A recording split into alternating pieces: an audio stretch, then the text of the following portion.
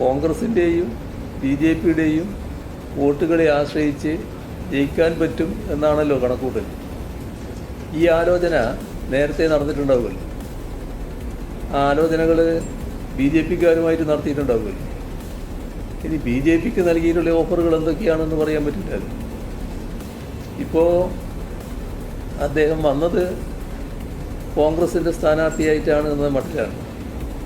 പക്ഷേ ഇത്തരത്തിലൊരു നിലയെടുത്ത് vote B J പിയിൽ നിന്ന് കൂടി വാങ്ങാൻ സ്വതന്ത്ര വേഷമാണ് നല്ലത് എന്ന് കോൺഗ്രസിൻ്റെ അഭിപ്രായമാണോ ഇദ്ദേഹത്തിൻ്റെ അഭിപ്രായമാണോ?